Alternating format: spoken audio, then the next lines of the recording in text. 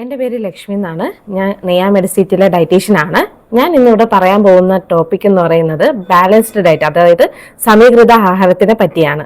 എന്താണ് സമീകൃത ആഹാരം എന്ന് പറയുന്നത്? നമ്മുടെ ശരീരത്തിന് ആവശ്യത്തിനനുസരിച്ചുള്ള പോഷകങ്ങൾ കൃത്യ അളവിന് കിട്ടുക എന്നുള്ളതാണ് സമീകൃത ആഹാരത്തിനോട് ഉദ്ദേശിക്കുന്നത്. അതായത് കാർബോഹൈഡ്രേറ്റ്, പ്രോട്ടീന്, അതുപോലെ ഫാറ്റ്സ്, വൈറ്റമിൻസ്, മിനറൽസ് എല്ലാം നമ്മുടെ ശരീരത്തിന്, ഓരോ ആളുകളുടെയും ശരീരത്തിന് വ്യത്യസ്ത അളവിന് ഓരോ പോഷകങ്ങളും ആവശ്യം തന്നെ ഉണ്ട്. അപ്പം അതിനനുസരിച്ച് നമുക്ക് നമ്മുടെ ശരീരത്തിന് ഉൾപ്പെടുത്താൻ വേണ്ടിയാണ് സമീകൃത ആഹാരത്തിൻ്റെ പ്രധാന ഉദ്ദേശം എന്ന് പറയുന്നത്. സമീകൃത ആഹാരം എന്ന് പറയുന്നത്, നമ്മുടെ ഇപ്പം ഒരു പ്ലേറ്റ് എടുത്തു കഴിഞ്ഞാൽ അതിനകത്ത് കാർബോഹൈഡ്രേറ്റ് എന്ന് പറയുമ്പോൾ അന്നജം എന്ന് പറയുമ്പോഴത്തേക്കും നമുക്ക് ചോറ്, അതുപോലെ തന്നെ അരി ഉൽപ്പന്നങ്ങൾ, ഗോതമ്പ് ഉൽപ്പന്നങ്ങൾ, ഇതെല്ലാം അന്നജത്തിൽ പെടുന്നതാണ്. അപ്പം ഇത് നമ്മുടെ ശരീരത്തിന് ആവശ്യമായിട്ടുള്ള ഘടകം തന്നെയാണ്. മിക്ക ആൾക്കാരും ഇപ്പം ഡയറ്റ് എന്ന് പറഞ്ഞ് അന്നജത്തിനെ മൊത്തത്തിൽ മാറ്റുന്ന ഒരു പ്രവണത കാണുന്നുണ്ട്. അതായത് കാർബോഹൈഡ്രേറ്റ് ഉള്ള ഫുഡ് മൊത്തത്തിൽ അവോയ്ഡ് ചെയ്തിട്ട് പലതരത്തിലുള്ള കീറ്റോ ഡയറ്റ് അങ്ങനെയൊക്കെ പറഞ്ഞ് പലതരത്തിലുള്ള ഡയറ്റുകൾ നമ്മൾ നോക്കുന്നുണ്ട്. വെയിറ്റ് ലോസ് എന്നുള്ള ലക്ഷ്യത്തിന് വേണ്ടും അല്ലാതെ വേറെ പല അസുഖങ്ങളും ഉദ്ദേശിച്ച് ഇവര് അന്നജത്തിനെ മൊത്തത്തിൽ മാറ്റുന്നുണ്ട്. പക്ഷെ അന്നജത്തിന് ആവശ്യത്തിന് നമ്മുടെ ശരീരത്തിന് കിട്ടിയില്ലെങ്കിൽ അത് നമ്മുടെ ശരീരത്തിന് ദോഷമാണ് ഉണ്ടാകുന്നത്. അത് മിക്ക ആൾക്കാർക്കും അറിഞ്ഞൂടാത്ത ഒരു കാര്യം തന്നെയാണ്. അപ്പൊ അതുകൊണ്ട് നമ്മൾ ഡയറ്റ് എന്ന് പറഞ്ഞ് ഒരിക്കലും നമ്മൾ കാർബോഹൈഡ്രേറ്റിനെ ഒഴിവാക്കേണ്ട ആവശ്യമില്ല.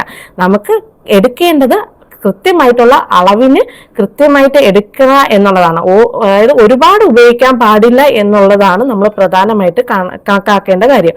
പിന്നെ എന്ന് പറയുന്നത് പ്രോട്ടീൻ ആയിട്ടാണ്. പ്രോട്ടീൻ എന്ന് പറയുമ്പോഴത്തേക്കും നമുക്ക് പാല്, മുട്ട, ഇതെല്ലാം നമ്മുടെ ശരീരത്തിൽ, മീന്, ഇതെല്ലാം പ്രോട്ടീൻ ആയിട്ടുള്ള ഫുഡ് തന്നെയാണ്. അപ്പം നമ്മുടെ ശരീരത്തിന് പോഷകങ്ങളുടെ എല്ലാ നമ്മുടെ ശരീരത്തിന് ആവശ്യം തന്നെയാണ് പ്രോട്ടീൻ എന്ന് പറയുന്നത്. അപ്പൊ പ്രോട്ടീനും ഒഴിവാക്കേണ്ട ആവശ്യമില്ല. നമ്മളിപ്പോൾ ഒരു ബാലൻസ്ഡ് പ്ലേറ്റ്, അതായത് ഒരു മൈ പ്ലേറ്റ് എന്ന് പറയുന്ന ഒരു ഉദ്ദേശം ഉണ്ട്. അതെന്ന് പറയുന്നത് നമുക്ക് ആവശ്യമുള്ള ന്യൂട്രിയൻസ് എങ്ങനെ ആ പ്ലേറ്റിൽ ഉൾപ്പെടുത്തണം എന്ന് പറഞ്ഞാൽ, നമ്മൾ ആ ഒരു പ്ലേറ്റിന്റെ ഒരു 1/4 ഭാഗം നമുക്ക് ചോറോ അരി ഉൽപ്പന്നങ്ങളോ ഗോതമ്പ് ഉൽപ്പന്നങ്ങളോ ഉപയോഗിക്കാം. അതിന്റെ ഒരു പകുതി ഭാഗത്തോളം പ്രോട്ടീൻ ആയിട്ടുള്ള ഫുഡും, പിന്നെ ഉള്ള പകുതി ഭാഗത്തോളം നമുക്ക് ഇലക്കറികളോ അതുപോലെ ബാക്കിയുള്ള പച്ചക്കറികളോ അങ്ങനെയാണ്, അല്ലെങ്കിൽ ഒരു ഗ്ലാസ് തൈരോ അല്ലെങ്കിൽ പാലുൽപ്പന്നങ്ങളോ ഉപയോഗിക്കാം. ഇതാണ് നമ്മുടെ ബാലൻസ്ഡ് പ്ലേറ്റ് എന്ന് പറയുന്നത്. അത് മിക്ക ആൾക്കാർക്കും അത് അറിഞ്ഞുകൂടാതെ നമ്മുടെ ഡയറ്റ് എന്നുള്ള രീതിയിൽ, വെയിറ്റ് ലോസ് ആയാലും ബാക്കിയുള്ള ഡിസീസ് കണ്ടീഷൻ ആയാലും ഡയറ്റ് എന്നുള്ള രീതിയിൽ നമ്മൾ ഇതെല്ലാം മാറ്റി നിർത്തിയിട്ട് ഉപയോഗിക്കുന്ന ഒരു പ്രവണത ഇപ്പൊ നമ്മുടെ ലോകത്ത് കണ്ടുവരുന്നുണ്ട്. അപ്പം ബാലൻസ്ഡ് ഡയറ്റ്, സമീകൃത ആഹാരം എന്ന് പറയുന്നത് വളരെ ഇമ്പോർട്ടൻ്റ് ആയിട്ടുള്ള കാര്യം തന്നെയാണ്. അത് ഏത് അസുഖമായാലും ആ അസുഖത്തിന്റെ ബേസിൽ മാറ്റം വരും എന്നുള്ളതേ ഉള്ളൂ. പക്ഷെ അതിൽ അന്നജം ഉൾപ്പെടുത്താതിരിക്കരുത് എന്നുള്ളതാണ് പ്രധാനമായിട്ടുള്ള കാര്യം. മിക്ക ആൾക്കാരും അത് ഒഴിവാക്കുന്നത് നമ്മൾ കണ്ടുകൊണ്ടിരിക്കുകയാണ്. അതുപോലെ പ്രധാനമായിട്ടുള്ള കാര്യം തന്നെയാണ് വെള്ളത്തിന് നമ്മുടെ ശരീരത്തിൽ പ്രധാനമായിട്ടുള്ള ഘടകം തന്നെയുണ്ട്. നമ്മുടെ ശരീരത്തിലെ പല വൈറ്റമിൻസിന്റെയും മിനറൽസിന്റെയും അബ്സോർപ്ഷന് വെള്ളത്തിന് വളരെ പ്രാധാന്യം തന്നെയുണ്ട്. അപ്പൊ അതുകൊണ്ട് തന്നെ വെള്ളം, ഒരാളുടെ ശരീരത്തിന്റെ ഭാരം അനുസരിച്ച് വെള്ളത്തിന്റെ അളവിൽ വ്യത്യാസം വരും. നമ്മളെ ഓരോരുത്തരുടെ ബോഡി വെയിറ്റിനനുസരിച്ചാണ് അവരുടെ വാട്ടർ കണ്ടന്റിന്റെ ആവശ്യവും, അതുപോലെ തന്നെ അവർ ചെയ്യുന്ന ഓരോ വർക്കിന്റെ അനുസരിച്ചും വെള്ളത്തിന്റെ അളവിന് വ്യത്യാസം വരും. ഇപ്പൊ ഒരു ഹെവി വർക്ക് ചെയ്യുന്ന ഒരു വ്യക്തിക്ക്, കഠിനമായിട്ടുള്ള ജോലി ചെയ്യുന്ന ഒരു വ്യക്തിയുടെ ശരീരത്തിന് ആവശ്യമായിട്ടുള്ള വെള്ളത്തിന്റെ അളവായിരിക്കില്ല ഒരു സാധാരണ ഉള്ള ഒരു ജോലി ചെയ്യുന്ന ഒരു വ്യക്തിയുടെ ശരീരത്തിന് ആവശ്യമുള്ള വെള്ളം. അപ്പൊ അത് നമ്മുടെ ജോലിക്ക് അനുസരിച്ച് മാറ്റം വരും. ഇപ്പൊ ബാലൻസ്ഡ് ഡയറ്റ് ആയാൽ പോലും ഓരോരുത്തരുടെ ജോലിയും അവർ ചെയ്യുന്ന ജോലിയുടെ അനുസരിച്ചും, അതുപോലെ തന്നെ അവരുടെ ബാക്കിയുള്ള ന്യൂട്രിയൻസ് ഡെഫിഷ്യൻസി അനുസരിച്ചും ഇതിലും എല്ലാത്തിനും മാറ്റം വരേണ്ടതാണ്. അപ്പം അതെല്ലാം ഒരു ഡയറ്റീഷ്യനെ കണ്ടിട്ട് ഓരോരുത്തർക്ക്, അതായത് നമ്മളിപ്പോ കാണുന്നത് ഒരാൾക്ക് സ്പെസിഫൈ ചെയ്ത് പ്രത്യേകമായിട്ടുള്ള ഡയറ്റ് ഉണ്ട്, അതിന് വേറെ വ്യത്യാസമൊന്നുമില്ല. ഓരോരുത്തർക്കും ഓരോ ഡയറ്റ് ആണ്, അല്ലാതെ എല്ലാവർക്കും കൂടെ ആയിട്ടുള്ള ഒരു ഡയറ്റ് ഉള്ളതല്ല. അപ്പം അത് ഓരോരുത്തരുടെ ജോലിക്കനുസരിച്ചും അവരുടെ അസുഖങ്ങൾ അനുസരിച്ചും അവരുടെ ബാക്കിയുള്ള ആക്ടിവിറ്റി അനുസരിച്ചും ഇതിൽ മാറ്റം വരെ ചെയ്യും. അപ്പം അത് ഓരോരുത്തർക്കും സ്പെസിഫൈ ചെയ്ത് തന്നെയാണ് മാറേണ്ടത്. ഓക്കെ. പിന്നെയെന്ന് പറയുന്നത് വൈറ്റമിൻസിന്റെ കാര്യം. വൈറ്റമിൻസിന് നമുക്ക് ആഴ്ചയിൽ ഒരു 3 ദിവസമെങ്കിലും നമുക്ക് ഇലക്കറികൾ നമ്മുടെ ശരീരത്തിൽ ഉൾപ്പെടുത്തണം. അപ്പൊ അതിനും ഒരു പ്രധാനമായിട്ടൊരു ഘടകമുണ്ട്. നമുക്ക് എല്ലാ അസുഖങ്ങളും ഉള്ളവർക്ക് ഇലക്കറികൾ ഉൾപ്പെടുത്താൻ പറ്റില്ല. അപ്പം ഒരു അസുഖം എന്ന് പറയുമ്പോൾ തൈറോയ്ഡ് ഉള്ളവർക്ക് നമുക്ക് അങ്ങനെ ഇലക്കറികൾ അധികം നമ്മുടെ ഡയറ്റിൽ ഉൾപ്പെടുത്താൻ പറ്റില്ല. അപ്പൊ അതുകൊണ്ട് തന്നെ ഈ ഇലക്കറികൾ ഉൾപ്പെടുത്താന്ന് പറയുമ്പോഴത്തേക്കും എല്ലാവർക്കും ഒരേപോലെ അല്ല, അതിനും വ്യത്യാസമുണ്ട്. ആഴ്ചയിൽ ഒരു 3 ദിവസം, സാധാരണ ഒരു മനുഷ്യർക്ക് ആഴ്ചയിൽ ഒരു 3 ദിവസം നമ്മൾ ഇലക്കറികളോ ഉൾപ്പെടുത്തേണ്ടത് ഇമ്പോർട്ടന്റ് ആണ്. പിന്നെ നമ്മുടെ നാട്ടിൻപുറത്ത് കിട്ടുന്ന വാഴത്തട, വാഴക്കൂമ്പ്, ഇതിനൊക്കെ വളരെ പ്രധാനമായിട്ടുള്ള ഫൈബർ കണ്ടന്റ് ഉണ്ട്. അപ്പൊ നമ്മുടെ ശരീരത്തിന് ആവശ്യമായിട്ടുള്ള ഒരു കാര്യം തന്നെയാണ് ഫൈബർ എന്ന് പറയുന്നത്.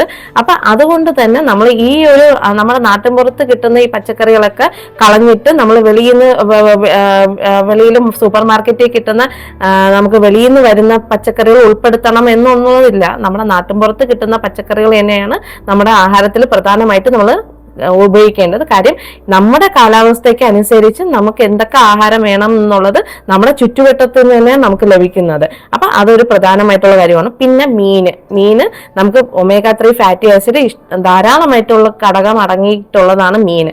അപ്പൊ നമുക്ക് മീന് ഒരു ദിവസം ഓരോരുത്തരുടെ, ഞാൻ നേരത്തെ പറഞ്ഞ പോലെ തന്നെ ഓരോരുത്തർക്കും വ്യത്യാസമുണ്ട്. പക്ഷെ മീന് എല്ലാവർക്കും ഉൾപ്പെടുത്താം. നോൺ വെജ് ഉപയോഗിക്കുന്ന എല്ലാവർക്കും ഒരു ദിവസം 1-2 കഷ്ണം മീന് കറി വെച്ചത് ഉപയോഗിക്കാം. ഫ്രൈഡ് അല്ല ഉപയോഗിക്കുന്നത്, കറി വെച്ച മീൻ ഉപയോഗിക്കാം. അത് നമുക്ക് നമ്മുടെ ശരീരത്തിന് കുറച്ചും കൂടെ നമ്മളെ omega-3 ഫാറ്റി ആസിഡ് നമ്മുടെ ഹാർട്ടിന്റെ ഒക്കെ പ്രൊട്ടക്ഷനും എല്ലാം നല്ലതാണ്. അപ്പൊ അതുകൊണ്ട് തന്നെ മീനിന് ഒരു പ്രധാനമായിട്ടുള്ള ഒരു പങ്ക് നമ്മുടെ ആഹാരം ഉപയോഗിക്കുമ്പോഴത്തേക്ക് നമ്മുടെ ആ പ്ലേറ്റിൽ ഉണ്ട്. ഇപ്പൊ മീനോ അല്ലെങ്കിൽ മുട്ടയോ നമുക്ക് ഡെയിലി ഉപയോഗിക്കാം. ഇപ്പൊ എല്ലാവർക്കും ഉള്ള വേറൊരു സംശയമാണ് മുട്ട ഡെയിലി ഉപയോഗിക്കാമോ എന്ന്. നമുക്ക് മുട്ട ഡെയിലി ഉപയോഗിക്കാം. ഒരു ദിവസം ഒരു മുട്ട വീതം എല്ലാവർക്കും ഉപയോഗിക്കാം. പിന്നെ ഉപയോഗിക്കുന്നത് മുട്ടയുടെ വെള്ളം ഉപയോഗിക്കാം. കാര്യം അമിതമായ അമൃതവും വിഷം എന്നുള്ള രീതിയിലാണ് അങ്ങനെ പറയുന്നത്. മുട്ടയുടെ മഞ്ഞയ്ക്കകത്ത് തന്നെ നമ്മൾ അയൺ കണ്ടന്റ് ഉണ്ട്, വൈറ്റമിൻ ഡി ഉണ്ട്, സിങ്ക് ഉണ്ട്, അങ്ങനെ പല ന്യൂട്രിയൻസും ഉണ്ട്. അപ്പൊ മിക്ക ആൾക്കാരും മുട്ട ഒരു ഹെൽത്തി അല്ല, മുട്ടയുടെ മഞ്ഞ കഴിക്കുന്നത് വെയിറ്റ് ഗെയിൻ ഉണ്ടാവും അല്ലെങ്കിൽ കാർഡിയാക് ഇഷ്യൂ ഉണ്ടാവും എന്ന് പറഞ്ഞ് മിക്ക ആൾക്കാരും മുട്ടയുടെ മഞ്ഞ മൊത്തത്തിൽ ഒഴിവാക്കുന്നുണ്ട്. അപ്പൊ അങ്ങനെ ഒഴിവാക്കാൻ പാടില്ല. മുട്ടയുടെ മഞ്ഞ എല്ലാവർക്കും ഉപയോഗിക്കാം. അതിനകത്തുള്ളത് ഹെൽത്തി ഫാറ്റ് ആണ്, ഗുണമുള്ളതാണ്. അതുകൊണ്ട് തന്നെ നമുക്കത് ഉപയോഗിച്ചെന്ന് പറഞ്ഞ് ഒരിക്കലും നമുക്കതൊരു അസുഖത്തിലോട്ട് കൊണ്ടുവെത്തിക്കില്ല. അപ്പൊ അതൊരു തെറ്റായിട്ടുള്ള ധാരണയാണ്. എല്ലാ ദിവസവും ഒരു മുട്ട കംപ്ലീറ്റ് ഹോൾ എഗ് ആയിട്ട് തന്നെ ഉപയോഗിക്കാം. പിന്നെ കൂടുതൽ മുട്ടയൊക്കെ ഉപയോഗിക്കുന്നത്, അതായത് ഇപ്പൊ ജിമ്മിലൊക്കെ പോകുന്ന വേറെ ആക്ടിവിറ്റീസ് ഒക്കെ ചെയ്യുന്നവർക്ക് അല്ലെങ്കിൽ പ്രോട്ടീൻ കണ്ടന്റ് കൂടുതൽ വേണമെന്നുള്ളവർക്ക് മുട്ട കൂടുതൽ ഉപയോഗിക്കാം. അപ്പൊ അവർക്ക് ആ മുട്ടയുടെ എന്ന് പറയുമ്പോൾ വൈറ്റ് ആണ് കൂടുതലായിട്ട് നമ്മൾ സജസ്റ്റ് ചെയ്യുന്നത്. പിന്നെ എന്ന് പറയുന്നത് വേറൊരു കാര്യം എന്ന് പറയുന്നത് പാലുൽപ്പന്നങ്ങൾ. ഒരു ദിവസം എത്ര പാലുൽപ്പന്നങ്ങൾ ഉപയോഗിക്കാന്ന് പറയുന്ന സംശയം മിക്ക ആൾക്കാരുടെയും ചോദ്യമാണ്. നമുക്ക് പാലെന്ന് പറയുന്നത് പാലായിട്ട് തന്നെ കുടിക്കണം എന്നില്ല, പാലുൽപ്പന്നങ്ങളായിട്ട് ഉപയോഗിക്കാം. ഇന്നത്തെ കാലത്ത് കാണുന്ന ഒരു പ്രധാനമായിട്ടൊരു ഡെഫിഷ്യൻസിയാണ് കാൽഷ്യത്തിന്റെ. അപ്പൊ അതുകൊണ്ട് തന്നെ നമുക്ക് പാലുൽപ്പന്നങ്ങൾ നമുക്ക് ഒരു ദിവസം ഒരു മനുഷ്യന് 1 ലിറ്റർ, അതായത് 1 ഗ്ലാസ് 2 ഗ്ലാസോളം, 1 ലിറ്റർ അല്ല, 1 ഗ്ലാസ് 2 ഗ്ലാസോളം നമുക്ക് പാലുൽപ്പന്നങ്ങൾ ഉപയോഗിക്കാം. അത് പാലായിട്ട് തന്നെ ഉപയോഗിക്കണം എന്നില്ല, പനീറായിട്ടോ അല്ലെങ്കിൽ തൈരായിട്ടോ മോരും വെള്ളമായിട്ടോ അല്ലെങ്കിൽ പാലിന്റെ എന്തെങ്കിലും ഒരു ഫോമിൽ നമ്മൾ എടുക്കണം എന്നേ ഉള്ളൂ.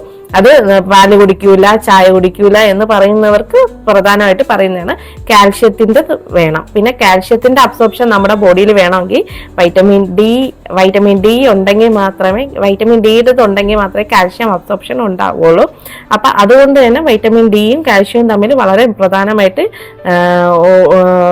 രണ്ടും കൂടെ നമുക്ക് നമ്മുടെ ശരീരത്തിൽ എത്തിക്കണം. അപ്പൊ അതുകൊണ്ടാണ് നമ്മൾ മുട്ടയും മഞ്ഞ ഉൾപ്പെടെ കഴിക്കാൻ പറയുന്നത്. പിന്നെ പിന്നെ ആയിട്ടുള്ള ഒരു സംശയം എന്ന് പറയുന്നത് മിക്ക ആൾക്കാർക്കുള്ള അടുത്ത സംശയം എന്ന് പറയുന്നത് ഇപ്പം തൈറോയ്ഡ് പേഷ്യൻസ് പറയുമ്പോഴത്തേക്കും അവർക്ക് ഇലക്കറികൾ അധികം ഉപയോഗിക്കല്, കിഴങ്ങ് വർഗ്ഗങ്ങൾ ഉപയോഗിക്കലെന്ന് പറയുന്നുണ്ട്. നമുക്ക് അത് തൈറോയ്ഡ് വന്ന ഒരു വ്യക്തിക്ക് നമുക്ക് അത് ഉപയോഗിക്കാതിരിക്കുമ്പം അതിന്റെ അളവ് നമുക്ക് തൈറോയ്ഡ് മൊത്തത്തിൽ മാറ്റാൻ പറ്റും എന്നുള്ളതല്ല, തൈറോയിഡിന്റെ അളവ് നമുക്കൊന്ന് നിയന്ത്രിക്കാൻ പറ്റും എന്നുള്ളതേ ഉള്ളൂ. നമുക്കൊരു ഹോർമോണൽ ഇംബാലൻസ് ആയിട്ടുള്ള ഒരു അസുഖം വന്നു കഴിഞ്ഞാൽ ഒരിക്കലും അത് മൊത്തത്തിൽ നമുക്ക് മാറ്റാൻ പറ്റില്ല. അതിന്റെ നമുക്ക് പ്രൊട്ടക്ഷൻ ആയിട്ട് നമുക്ക് നിൽക്കാൻ പറ്റുന്നേ ഉള്ളൂ ആഹാരങ്ങൾക്ക്. അപ്പൊ അത് വരാതിരിക്കാനാണ് മെയിനായിട്ട് നമ്മൾ നോക്കേണ്ടത്. അപ്പൊ ഇതാണ് പ്രധാനമായിട്ട് പറയേണ്ടത്.